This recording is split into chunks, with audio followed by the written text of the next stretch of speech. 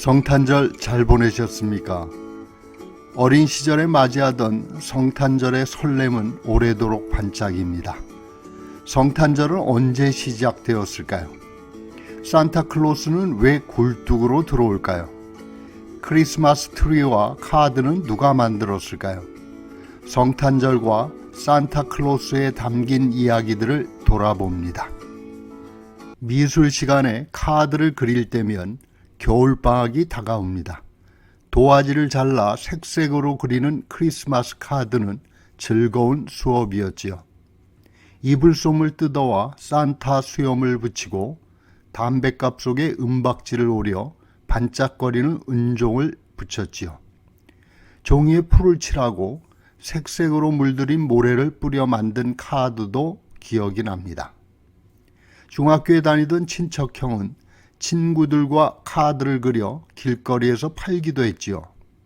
검은 종이에 지붕이 뾰족한 교회와 부엉이가 앉아있는 나무가 그려진 카드에는 하얗게 눈이 내렸습니다. 칫솔에 흰 물감을 묻혀 펜촉으로 털어서 뿌리면 검은 종이에는 펑펑 내리는 설경이 펼쳐졌지요. 그 카드를 보면 교회당에서 울리는 종소리가 들리는 듯 했습니다. 크리스마스 카드는 언제 시작이 되었을까요? 1843년 런던의 빅토리아 앨버트 박물관에 부임한 헨리 콜 관장이 크리스마스 편지를 쓸 시간이 없어 화가인 존 호슬리에게 성탄절 풍경을 그리게 한 카드를 만들어 보냈다 합니다. 3년 후 미국의 무료 우편 배달 제도가 생기면서 독일에서 이민을 온 루이스 프랑이 본격적으로 카드 장사에 나서며 대중화되었다 합니다. 크리스마스가 가까워지면 징글벨이라는 노래를 배웠습니다. 노래 부르는 걸 싫어하던 나도 그 노래만큼은 신바람이 나서 불렀지요. 흰 눈 사이로 썰매를 타고 이 즐겁고 신나는 노래에 왜 징글징글하다는 제목이 붙었는지 의아했습니다. 성탄절 새벽이면 교회의 성가대원들이 찾아와 촛불을 켜고 부르던 노래도 생각이 납니다. 엄청나게 추운 새벽에 코가 빨개진 채 고요한 밤 거룩한 밤 저들밖에 한밤중에 기쁘다 구주 오셨네 노엘 노엘 이스라엘 왕이 나셨네를 불렀지요. 그 가운데 탄일종이라는 노래가 기억납니다. 탄일종이 땡땡땡 은은하게 들린다. 저 깊고 깊은 산골 오막살이에도 탄일종이 울린다. 어려서 단일종이니 단울종이라고도 부르던 그 노래 제목이 성탄일에 울리는 종이라는 탄일종이라는 걸 훨씬 나이가 들어서 알게 되었지요. 자료를 찾아보니 이 노래는 1949년 장수철 박사가 작곡하고 그 부인 최봉춘 집사가 작사한 어린이 찬송곡으로 외국에서도 불리고 있답니다. 당시 예배당이라 불리던 교회들은 실제로 종을 쳤습니다. 안동의 일직교회 문간방에서 살았던 권정생 선생도 종지기로 봉직하신 바 있지요. 내가 다니던 홍제 유치원의 교회에는 뾰족한 교회 지붕 누각에 종이 있어 줄을 당기면 댕그렁댕그렁 소리를 내던 기억이 납니다.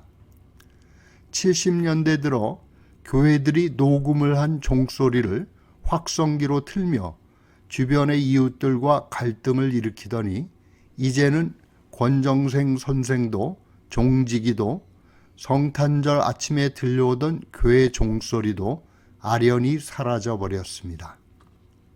성탄절 전날인 크리스마스 이브는 온 세상이 들썩거렸습니다. 교회에서는 동네 형들이 머리에 수건을 두르고 동방박사로 등장하는 성극 공연도 했습니다. 그때 노래를 잘하는 누이 동생이 찬송가를 부르곤 했습니다. 예쁜 데다가 노래도 잘해서 늘 어른들의 칭찬을 받던 누이 동생은 한복을 곱게 차려입고 어른들이 분칠까지 해주었지요. 그런 루이가 은근히 얄미웠습니다. 질투라고나 할까요? 노래도 못하고 방학개비처럼 키만 껑충한 나는 늘 교회 뒤편에서 구경만 할 뿐이었습니다. 누이에게 공연히 심통을 부리며 돼지코라고 놀린 걸 늦게나마 반성합니다. 우리는 언제부터 성탄절을 맞이해 드렸을까요? 기록에 따르면 정동교회를 세운 아펜젤러 선교사가 1887년 12월 25일에 배제학당 학생들과 함께한 성탄절 의식이 최초라 합니다. 교회에 머물던 성탄절이 대중화된 것은 해방 이후에 주둔한 미군을 통해서입니다. 미 군정에 의해 공휴일로 지정된 성탄절은 대한민국 정부가 수립되며 1949년 6월 4일 대통령령 관공서의 공휴일에 관한 규정으로 기독탄신일로 정해집니다. 이후 성탄절은 저물어가는 한 해를 돌아보는 송년 모임과 공휴일이 겹쳐지며 크리스마스라는 국민적 축제가 되어갔지요. 거리에는 술에 취한 사람들이 비틀거리고 불미스러운 사건도 많이 벌어졌습니다. 거기에는 통행금지의 영향이 컸습니다. 야간 통행금지는 1945년 9월 8일 미 군정 포고 제1호로 시행되어 1982년 1월 4일까지 36년 4개월간 이어졌지요. 1955년 4월 내무부 고시 경범죄 처벌 제1조 43항으로 시행되던 통금이 성탄절과 한 해의 마지막 날인 12월 31일에는 특별히 해제가 되었지요. 모처럼 통행금지가 해제된 해방감과 한 해를 마무리하는 송년회 분위기로 크리스마스 전야는 전 국민이 밤을 새우고 노는 올라이트의 축제가 됩니다. 거기에 눈까지 내리면 세상은 축제의 분위기로 뒤덮입니다. 화이트 크리스마스가 되면 온 국민이 거리로 쏟아져 나왔지요. 19살의 크리스마스를 잊지 못합니다. 한방눈이 펑펑 내렸지요. 무언가 방 안에 가만히 있어서는 안 될 것 같았습니다. 혼자서 명동성당 근처를 어정거리다가 눈싸움을 하는 연인들이 던진 눈에 얼굴을 얻어맞았습니다. 팻분의 화이트 크리스마스 노래가 그리 슬픈 곡이라는 걸 그때 알았지요.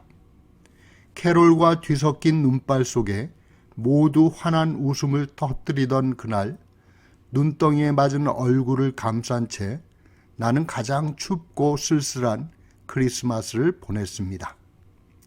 크리스마스는 히브리어의 기름을 부은 자라는 메시아를 뜻하는 그리스어 크리스토스와 모임이라는 뜻의 미사를 합쳐 만든 합성어입니다. 고대 이교도들이 태양신을 기리던 축제일을 서기 350년 로마의 주교 율리오 1세에 의해 그리스도의 탄생을 가리키는 성탄절로 받아들입니다. 태양 축제일의 기원은 해가 짧은 북구에서 비롯되었습니다. 스칸디나비아 반도에서는 겨울을 두려워했지요. 겨울은 태양이 움츠러들다가 동지에 이르러 사라진다는 느낌마저 주었죠. 그런 해가 사흘이 지나 다시 살아나는 걸 축제로 삼았는데 이는 죽은 자 가운데서 다시 살아난 예수의 종교적 상징과도 맞물렸던 것입니다. 이날을 예수의 탄신일로 보는 데에는 여러 이견이 존재합니다. 4세기경의 신학자들은 그리스도의 순환 날짜인 3월 25일을 천사 가브리엘이 마리아를 찾아와 예수의 탄생을 알렸다는 수태고지일로 보고 9개월 뒤인 12월 25일을 탄생일로 삼게 된 교회력에 근거합니다. 다만 그레고리력이 아닌 율리우스력을 사용하는 동방교회에선 1월 7일을 성탄일로 지키고 있습니다. 이처럼 예수의 정확한 탄신일을 알지 못하여 크리스마스를 엑스마스라고 한다는 이야기도 있으나 이는 그리스어로 엑스가 영어식 발음으로 크리스이기 때문에 병용되었던 것입니다. 따라서 엑스마스라고 읽는 것은 잘못된 용례라 하겠습니다.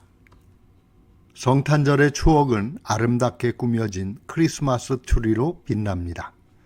외삼촌이 인왕산에서 꺾어온 소나무에 소음을 붙이고 은종이와 색종이로 장식을 하였지요. 크리스마스 트리는 1419년 독일 프라이부르크에서 성탄절에 나무에 장식을 한 것이 최초라 합니다. 1510년 독일의 종교 개혁가 마르틴 루터가 눈에 덮인 전나무를 보고 성령에 감화되어 시작되었다는 설도 있습니다. 그 후 1930년대에 한 영국 회사가 인공 장식물로 된 크리스마스 트리를 판매하며 대중화되었다 합니다. 원래는 전나무를 쓰던 크리스마스 트리가 요즘은 구상나무가 많이 쓰인다 하는데 구상나무는 학명이 아비에스 코리아나로 한라산과 지리산 일대에 자생하는 한국의 고유수종이라 하네요. 크리스마스 하면 산타클로스를 빼놓을 수 없지요. 산타클로스는 4세기경 동로마 제국의 소아시아 출신 성 니콜라스 대주교로부터 기원했다 합니다. 그는 서기 280년경 지금의 터키 지역인 리키아 미라의 부유한 가정에서 태어나 수도사로 살았답니다. 니콜라스 성인은 평생을 가난한 이웃을 위한 자선에 힘쓰다가 12월 6일에 세상을 떠났으며 이날을 기념하여 북유럽에서는 12월 6일을 성 니콜라스의 날로 기념하고 있습니다. 후에 프랑스의 수녀들이 그를 본받아 빈민 구제에 힘썼으며 성탄절의 선물과 자선을 전달하는 성자로 모셔졌다 합니다. 후에 미국으로 이주한 네덜란드인들에 의해 전해진 신터클라스 성자를 영어식으로 발음하여 산타클로스가 되었다고 합니다. 산타 할아버지는 왜 굴뚝으로 들어올까요? 18세기 벽난로와 굴뚝이 있는 영국의 주택에서 비롯되었다고 하는데 그보다는 겨울이 춥고 눈이 많은 북구의 산타클로스 풍속과 관련이 된 것으로 여겨집니다.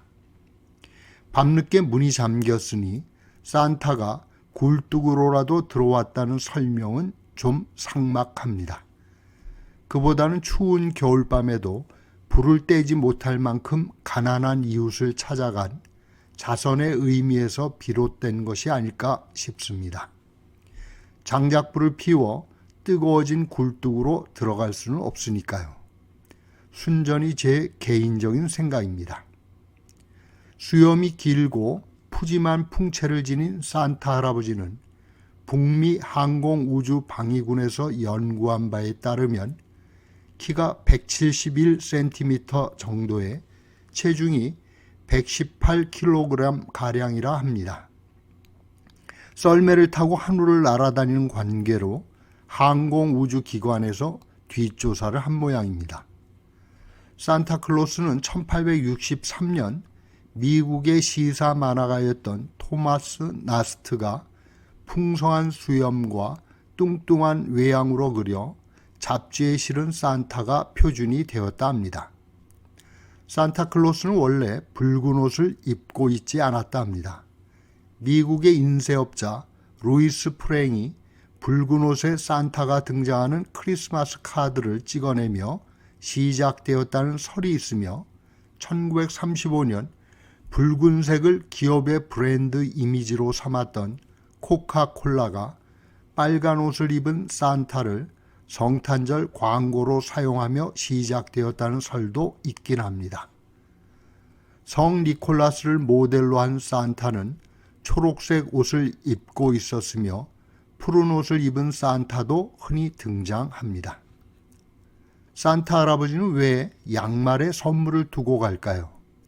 산타의 원조격인 니콜라스 성자가 가난한 이웃의 사정을 전해 듣고 남모르게 던져준 금화가 양말에 들어간 일화에서 비롯되었다 합니다.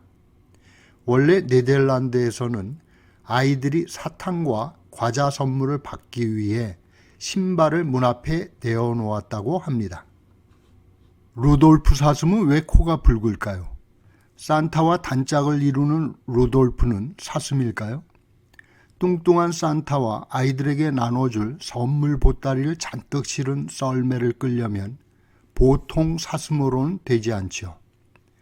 스칸디나비아에 사는 사슴류 가운데 이런 썰매를 끌 만큼 몸집이 크고 힘이 센 루돌프는 술록으로 추정됩니다. 아무리 힘이 센 술록이라 해도 추운 날씨에 무거운 썰매를 끌다 보면 코의 혈액순환이 빨라져 붉어졌을 것이라고 합니다. 루돌프라는 이름은 미국의 로버트 메이가 쓴 동화 루돌프 사슴코에서 비롯되었습니다. 루돌프 사슴코는 매우 반짝이는 코, 만일 얘가 봤다면 불붙는다 했겠지 라는 크리스마스 캐롤은 조니 마크스가 루돌프를 주인공으로 지었다 합니다. 아이들에게 크리스마스는 산타의 선물로 기억됩니다. 크리스마스 때 지인이 산타로 분장하여 방문하였습니다. 하얀 수염을 붙인 산타 할아버지는 부모들이 맡겨둔 선물을 보따리에서 꺼내 아이들에게 나눠주었지요. 차례를 기다리던 아들은 앞서 이웃집 아이가 받은 합체 로봇 선물을 부러운 눈으로 바라보았습니다. 드디어 아들 차례가 되었지요. 산타가 보따리에서 꺼낸 선물은 두툼한 책이었습니다. 평소 장난감을 많이 사주어서 책을 준비한 것인데 아들의 얼굴에 비친 실망스러운 표정을 잊을 수가 없습니다. 떼를 쓰거나 불평을 늘어놓는 일이 없던 아이였지만 그날의 실망감은 감출 수가 없었던 듯합니다. 어려서 내가 받았던 크리스마스 선물을 생각해 봅니다. 무뚝뚝하신 아버지였지만 크리스마스 선물만큼은 거르지 않았습니다. 내 선물은 화약을 넣어 쏘는 장난감 총이거나 장난감 칼이었고 누이 동생들은 눈썹이 기다랗고 머리가 노란 인형들이었죠. 가난하고 어렵던 시절이었지만 아버지는 자신이 아니라 자식들이 간절히 갖고 싶어하던 선물을 준비해 주었던 것입니다. 늘 바쁘셔서 마주할 시간이 적었지만 아버지가 그 선물을 고르며 담았을 마음이 울컥 느껴집니다. 산타 할아버지가 거짓이라는 것을 알게 된 어린이의 충격은 크다 합니다. 2015년 12월 3일 노르웨이의 일간지 아프턴 포스턴 온라인판에 산타클로스가 향년 227세를 일기로 사망했다는 기사를 실었다가 각지에서 쏟아진 항의에 사과문을 게재하였다 합니다. 코로나19로 격리 조치가 이어지며 산타 할아버지도 오지 못할 것을 걱정한 아이들이 핀란드의 산타 마을로 보낸 편지가 잇따랐다 합니다. 이에 핀란드 외교부는 특별 외교 교섭을 통해 산타의 썰매는 입국 제한에서 면제됐다는 공식 성명을 발표했으며 세계보건기구에서도 산타는 면역이 강하니 걱정하지 말고 크리스마스 이브에 일찍 잠들라는 공식 발표를 했다고 합니다. 크리스마스 카드 대신에 카톡을 보내고 선물은 루돌프 사슴이 끄는 썰매를 탄 산타 할아버지가 아니라 머리에 헬멧을 쓰고 로켓 배송을 하는 택배 아저씨가 가져오는 것이라 생각하는 아이들이 는다지만 아직도 자신의 양말을 머리맡에 벗어두고 고사리 손을 모아 기도하는 아이들의 크리스마스는 성스럽기만 합니다. 핀란드의 로바니에미에는 유명한 산타 마을이 있어 지금도 세계 각국에서 온 카드의 답장을 보내고 있다 합니다. 산타클로스의 주소는 산타클로스이즈 메인 포스트 오피스 96930 나파필리 핀란드라 합니다.